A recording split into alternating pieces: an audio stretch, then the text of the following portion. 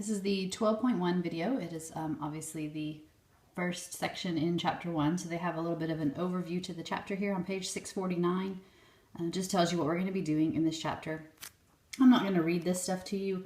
You can read on your own, but I just highlight it so you can see where in the book to read. So as we go, if there's big sections in the book that are highlighted, just pause the video and read that section and then start it back up again. But I'm going to show you the stuff in the book, and then I'll show you the stuff in my notes so you can look at it whichever way is easier for you. But this is page 649. Again, make sure you have your book, paper, pencil, and video sheet. Make sure you've read all the questions on the video sheet so you know what you're listening for. But this section is curves in space and their tangents. So these are going to be parametric curves. They're given with parametric equations. So as you can see, you have functions of t. You've done this before for sure in trig, and I think it was Cal B. I can't remember exactly, but one of the other previous calculuses, I think it was Cal B. Parametric equations. So parametric equations before were they just had two. They had the x and the y, but now because we're in 3 dimensions, they're also going to have the z. So they're going to have 3 parts now, since we're in 3 dimensions. And so you have functions of t, and so what was an ordered pair x, y, z is now going to become ordered pair where each of the individual parts of the ordered pair are functions of t. Okay, so this is how it's normally written as a r vector. So you have r as a vector, so notice it's bold, so when you write it you'll need to put a hat on it, and so it has, in each of the components of that vector, it has functions of t. Okay, so you can write it as the ijk vector or as a vector with the angle brackets, either way. So here they talk about this being a position vector. So a position vector, if you look at the picture, it's just a vector that starts at the origin. That's what it means to be a position vector. Its initial point is the origin. So it's starting at the origin and it's terminating somewhere on the curve here, so this point P. So what happens is you can think about this vector, this red vector, as like a pencil, and it starts at the origin, and it's just, because the terminal points are on the curve, it's like tracing out the curve. So it's like the point of the vector is like the lead of a pencil, and it's tracing out the curve as you plug in different values for t. So it has obviously to do with t, and so you're picking values for t if you're plotting points and plugging them in. So what you get is then what's called a vector-valued function. It is obviously a vector. It is a function of t. So sometimes just for short they call it a vector function. And so that's what we're going to be working with a lot in Cal C, are these vector-valued functions. And so they'll be, again, here's an example of a specific one, r of t, excuse me. And then you have, see, the components are individually functions of t. All right, so on to page 652. Page 652, you have here the derivative. So for the derivative, you can write it with the prime notation or the d notation, either one. And so when you take the derivative of a vector-valued function, you are just taking the derivative of the individual components. So the derivative of this component with respect to t, this component with respect to t, and this component with respect to t. And that's how you find the derivative. And then here they talk about the tangent line. So it's basically just the tangent line to the curve. So these are going to be things that we're going to graph. So you can see some, well, where are some pictures? I don't know. I'll find some pictures later. I can't really see good when I'm trying to look through the phone. Anyway, page 653, I'm just going to show you all the stuff in the book first, and then we'll look at some specific examples. But page 653, they have here the velocity vector. So these are 4 things that we're going to talk about finding, and so they're all summarized here for you in this table. But the velocity vector is just the same as the derivative, because if you remember, I think it was Cal A, you had the position function, and then the first derivative was velocity, and second derivative was acceleration. So it's the same idea here. The velocity is the derivative of the position function. R is the position vector. You hear the school bus, beep, beep. Oh, school bus is picking up kids this morning. Okay, anyway, speed is not a vector. Velocity is a vector, but speed is not a vector. It's a scalar. And so it's the magnitude of the velocity vector. So if you need to find speed, first you'd have to find velocity and then take the magnitude of it, and that would be the speed. And then the acceleration, you can think about it as one of 2 things. You can think about it as the derivative of the velocity vector, or you can think about it as the second derivative of the position function which is obviously the same thing. And then when they talk about the direction of motion, this is something that you may not have seen before. Direction of motion, that's just the velocity vector as a unit vector. Because remember, whenever you give direction, it has to be a unit vector. So you're going to make it a unit vector by dividing by its magnitude. So that's what the direction of motion is. It's like velocity is the motion, and then the direction is the direction of that motion. So they call it direction of motion. Okay, and then this is something else that sometimes they're going to ask you to do. Write the velocity. You break it down into its components, the speed and the direction. So the speed, again, is the magnitude. That would be this part. The direction is this. It's the vector as a unit vector. And so you can see if you canceled those back out, you would just be back with the velocity vector. So it's just a way to break the velocity vector up into its two parts, the speed or the length or magnitude, and then the direction, which is as a unit vector. All right, so that's everything from the book. I'm going to show you this in my notes just in case this is easier to see it in my notes without all the extra highlighting and nonsense. So parametric equations in 3 dimensions. Ordered pairs now are going to become functions of t in each of them. Here's a vector valued function. You can also write it in with the angle brackets. We already looked at that. A position vector just has the initial point, the origin. The component functions are the individual functions that make up the vector, so they would be the f, g, and h. And then, I don't think we talked about this, it's in the book though, I skipped it I guess. They're called space curves. So in 2 dimensions, a curve would be called a plane curve, and in 3 dimensions it's called a space curve. Okay, so it's the same, they're both curves, it just gives you a sense of whether they're in 2 dimensions or 3 dimensions. Oh, here it is with the angle brackets. Vector valued function, here is writing it with the pointy brackets, here's writing it with the ijk. And then here the domain, I think I skipped over this too in the book, which is why I always do the book and my notes to make sure I don't miss anything. The domain is all the values for t that you can plug in into your function. So like for instance, if one of your functions was 1 over t, obviously you couldn't plug in a 0 because you can't have 0 in the denominator. So domain is just the values for t that you're allowed to plug in. But then when you plug in values for t, notice your range is actually going to be vectors. So the domain is just numbers, one-dimensional numbers, and then the range is vectors. Okay, and then the derivative, you take the derivative of the individual pieces.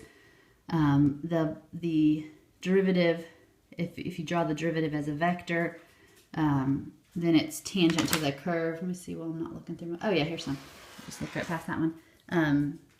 This is page 652. The blue is the curve, and then see this red vector?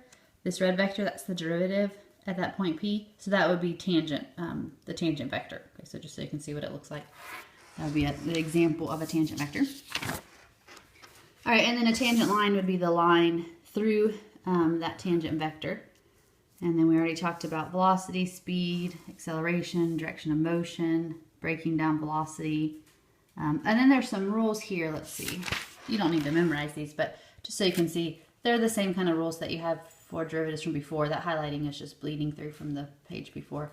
But anyway, these are just some of the same derivative rules from Calais. They're just showing you here that they do still apply to vector valued functions. All right, so let's look at some examples now. This is page 655. The directions 1 through 4. They give you R. And my dog making noise again. I swear that dog drives me insane. Okay, find an equation in x and y whose graph is the path of the particle, then find the particle's velocity and acceleration vectors. Okay, so what you're doing is you're taking it from a vector valued function and breaking it down into, first of all, you're just writing the component function. So instead of f of t and g of t, you can think about, it's on the paper. You can think about it as x of t and y of t, because this one is the x is in the I, y is in the j. And then here, if you think about this just as a y, so x is a function of t, y is a function of t, but if you think about this as just x equals and y equals, then if it's y equals 1 over t, you can multiply both sides by t, and that would give you this if you multiply both sides by t, and then you can solve for t, that'll give you this, and then you can take that and plug it in here for the t, and then that's a complex fraction, which is not good. So multiply by y over y to fix it, and then that'll give you this. And then because it's easier to graph it, solve for x. solve for y. I was looking at x when I said that. Solve for y. Take this, which is solve for x, and solve it for y. So multiply by y plus 1 on both sides, and then divide by x, and then subtract the 1. And so this would be the graph. So it's the graph of the reciprocal function, but then shifted down 1. All right, and so on the next page we have they didn't ask you to graph it. So because they didn't ask you to graph it, you could have left it here and that would have been fine. If you need to graph it, this is better. But they're both functions of x and y, so that's fine. Okay, so for velocity, sorry, my page went flying. I flipped it over. Okay, velocity is the derivative of the r vector. So you take the derivative of the individual components. This one requires quotient rule. So do quotient rule here and simplify this down to this. And then this one is just one you should have already memorized.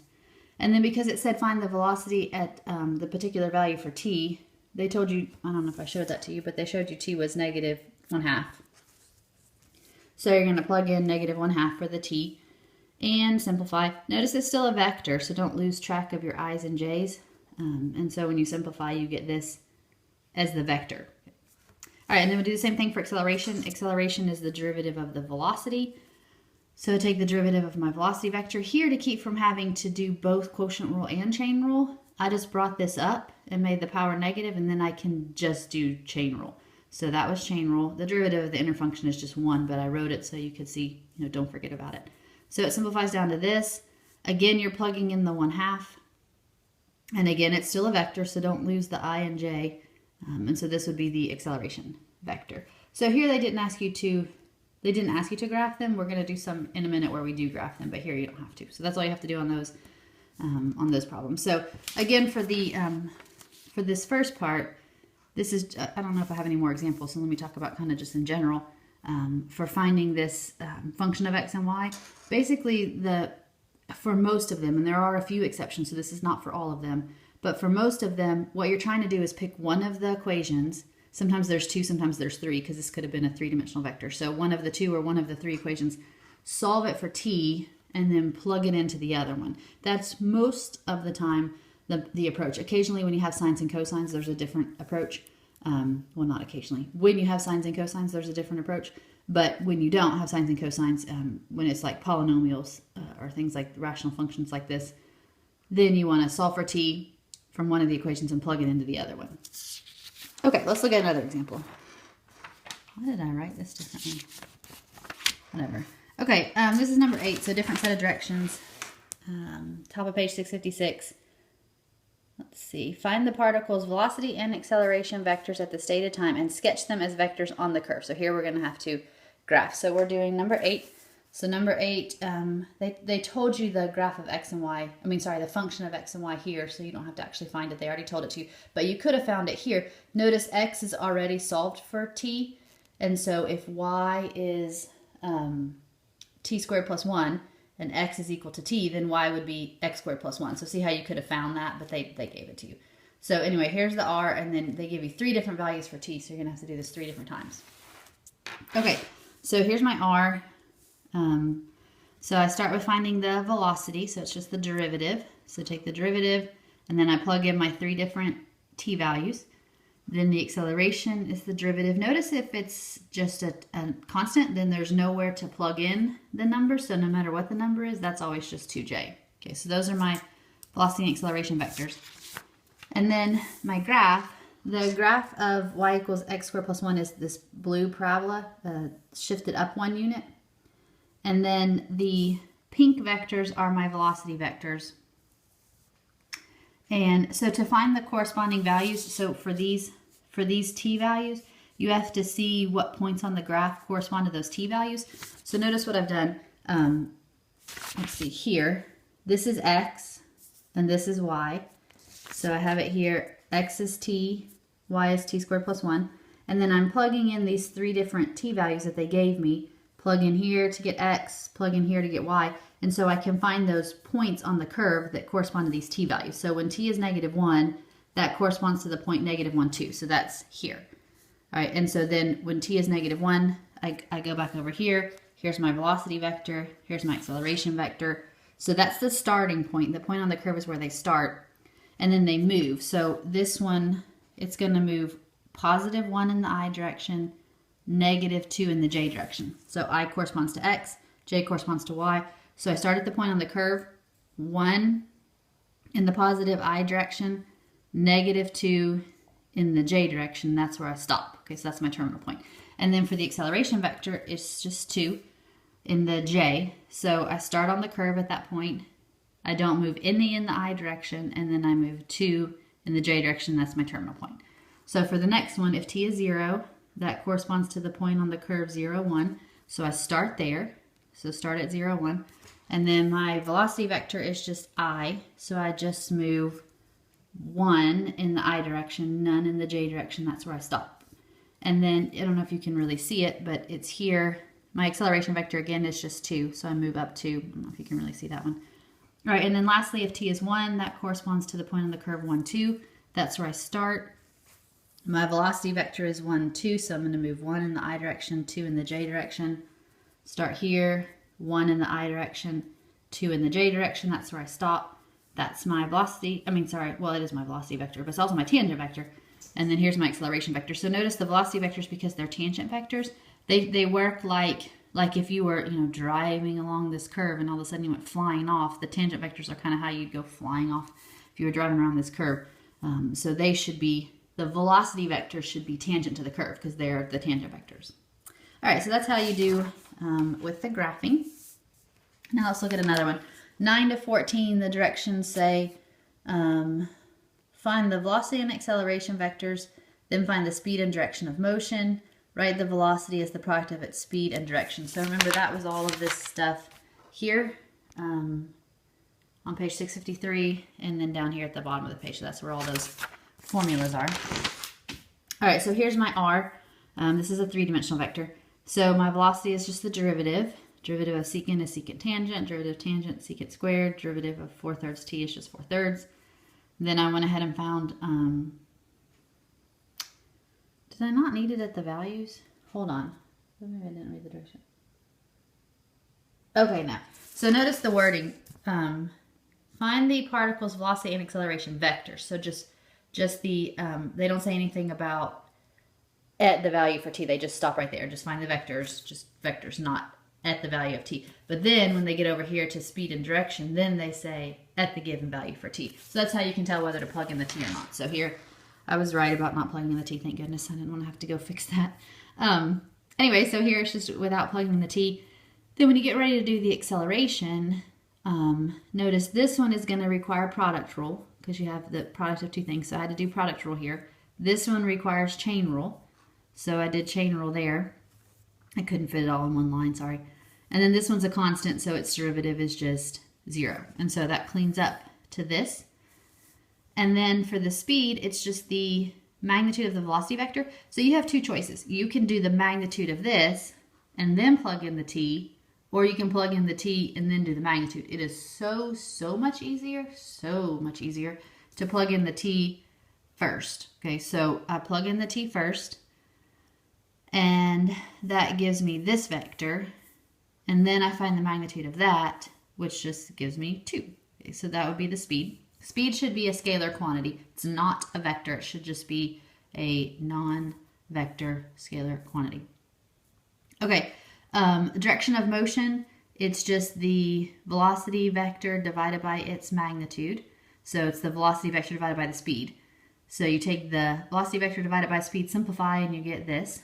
And then the speed times direction, here's the speed, here's the direction, so you just write it like this. And notice if you distributed, you'd be back up here to the velocity vector. All right, so that's number 12. What's next? Sorry, the other piece, this other piece, there's two little jacks that plug into my thing for my microphone, and the extra one keeps dragging across the table. So that's what that noise was, that stupid headphone jack. So if you hear that noise and you wonder what that is, that's what it is. Okay, 15 to 18. It says, find the angle between the velocity and acceleration vectors at time t equals 0. So you have to find the velocity and acceleration vectors when t is 0, and then find the angle between them. All right, there goes that stupid thing dragging again. Okay, So start with the derivatives. This one requires chain rule and chain rule. So I've done the work here and then simplified it down to this. So that's the velocity vector. Acceleration, the square root again is the 1/2 power. So again, chain rule, and then that's just a 0. So it simplifies down to this. Then I'm going to plug in t equals 0. So when I plug in t equals 0, I get this for velocity and I get this for acceleration. And so the angle between the vectors, this was from 11 point, I don't know, 3 maybe, 11.3. It's the cosine inverse of the dot product divided by the product of the magnitudes. So I do the dot product between those two vectors, and it gives me 0. So there's no point in finding the magnitudes because the magnitudes are going to just be numbers, but a 0 on top, who cares what those numbers are because it's just 0. So it would be cosine inverse of 0, which is pi over 2. Okay, so that's the angle between those vectors, so they are 90 degrees between them. All right, moving right along. 19 through 22. It says, find the parametric equations for the line that is tangent to the curve at the given parameter value t equals t naught. So notice they give you the numbers for t naught. So notice the difference here. The tangent vector is the same thing as the velocity vector. But the tangent line, that you have to do parametric equations for. So that was from 11.5. So look closely at the wording. Tangent vector, you just want the velocity vector. Tangent line, you need parametric equations from 11.5. So this is tangent line. All right, so here's my R. So I find the tangent vector because, hold on, let me draw it. So say you have some curve, and then you have, sorry, I can't look at what I'm drawing and look at what you can see through my phone at the same time. So I'm gonna just draw it, and then I'll show it to you if you can't see it. Okay. So here's the curve. This is really badly drawn, but just so you get the idea. Here's the curve. So there's the line, which keeps going forever, and then there's the tangent vector, which has a specific starting and stopping point. But notice that the vector, tangent vector, and the tangent line, they're on top of each other, so they're obviously parallel. And so for the parametric equations for a line, you need a point. So you can use this point. This is the point of tangency. And then you need a vector parallel to the line, so you can use the tangent vector. So you're using the tangent vector as the v vector to find the parametric equations for the tangent line. Okay, so back to this. So here's my tangent vector. The value they gave me was 2, so I plug in the 2, and that's going to be my v vector for the parametric equation. So that's the v1, v2, v3. But they didn't give you that point. The point of tangency, they didn't specifically give it to you. But the, hold on, let me draw it too. Okay, if you had, so let's say this is the origin. I'll get a different color. Remember this vector that we were talking about before? This R vector? It is a position vector. It starts at the origin and it terminates somewhere on the curve. So if it starts at the origin and terminates somewhere on the curve, then the terminal point of this position vector is on the curve. And so that would be a point on the line here, because see that point right there is both on the curve and on the line. So it's the terminal point of the R vector that corresponds to the point of tangency. Okay. So here, the terminal point of R of t naught. So you notice I'm plugging this into the R now. So up here, plug that in. That's the R vector, and then that R vector, if you draw it as a position vector, it starts at the origin and it would terminate at that point. So the terminal point of the vector corresponds to the components of the vector itself. So that would be my x naught, y naught, z naught. Okay, so you are plugging in the 2 into the derivative to get the vector, and you're plugging the 2 into the R to get the point. Okay, it initially gives you a vector, but the terminal point is the same components as the vector. Okay, and then you're plugging in, it was x naught, y naught, z naught, and then it was v1, v2, v3. So plugging all that in, you get the parametric equations. And again, that was 11.5 if you need to look that up. Okay, 23. This one has a lot of parts. So you have some parts for homework, and I'm going to do some parts here. It says all of these are moving along the unit circle. And then you're answering these 3 questions. Is the speed constant? If so, what is it? Is its acceleration vector always orthogonal to its velocity vector? Yes or no? Does the particle move clockwise or counterclockwise around the circle? Oh, whoops, there's 4 things. I didn't see this one, it was hiding. Does it begin at 1, 0? So some of these are just yes or no, but they require work, obviously, to justify your answer. So you can't just put yes or no, you have to show the work. All right, so we're going to do part B. Again, all of these are the unit circle. And so here's my R. So constant speed, the question on speed, hold on, let me show you. So speed is the magnitude of the velocity vector. So if you don't plug in a number for the t, it could be a function of t, like, I don't know, 7t plus 1 or something. That is still a scalar. Most people associate scalars with numbers. Scalars aren't numbers. Scalars are not vectors, right? So a scalar is something that is not a vector. And so it doesn't have to be a number. Okay, so this is a scalar because it's not a vector. So it's a scalar function of t. If you're not plugging in a value for the t, there could be t's in your speed. Okay, but sometimes, even if you're not plugging in a value for your t, sometimes there's still not t's because your speed is constant. That's what you're trying to figure out here. So the question you're asking yourself is, if when I find the speed, if there's no t's in it, even, because I'm not plugging in a number, but if there's still no t's in it, then it's constant. If there are t's in it, then it's not constant. So that's the question you're asking yourself. So find the magnitude. You're not plugging in a value for t, so you have to do it as a function. So the velocity vector is the derivative of the position vector. Okay, so here would be my derivatives. I find the magnitude, and notice sine squared plus cosine squared is just 1, as long as, see how this is a 2t and that's a 2t, as long as those are the same thing, then that would just be a 1. So notice that without plugging in a value for t, that's always just going to be a number, and so that would be a constant speed. So that would be yes, the speed is constant. If when you do this you get any t's, then the answer will be no. All right, part 2. What was the question in part 2? Oh, acceleration and velocity, are they orthogonal? So they are orthogonal if their dot product is 0. So find the acceleration vector, that's the derivative of the velocity vector. They're orthogonal if the dot product is 0. So compute the dot product between the two.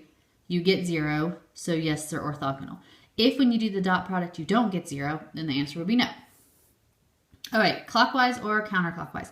So here you can just graph a couple of points. I always graph 3 just to make sure, because I'm prone to careless mistakes. So I always do 3 just to make sure I didn't mess up. So you just pick, it told you here that t had to be greater than or equal to 0. So you just start picking some t values. But because you're plugging them into trig functions, you obviously want to pick pi things. So I picked 0, pi over 4, and pi over 2. And when you plug them in, you're plugging them in here to get x, and you're plugging them in here to get y, because that came from here. So x is the thing in front of the I, y is the thing in front of the j. All right, so I get these 3 ordered pairs. So here, here, here. So it's moving opposite the way a clock moves, so that would be counterclockwise. And then does it begin at 1, 0? It starts when t is 0, because it said t is greater than or equal to 0, so it begins when t is 0. And then when t is 0, you can see it does correspond to the point 1, 0, so that would be a yes. Okay, so those you kind of are just plotting points to figure it out, because you know it's the unit circle, but you could be going this way around the unit circle, you could be going this way around the unit circle, you could be starting down here, over here, who knows. So those you just kind of plot some points. All right, so that is all from 12.1. If you have any questions, just send me an email.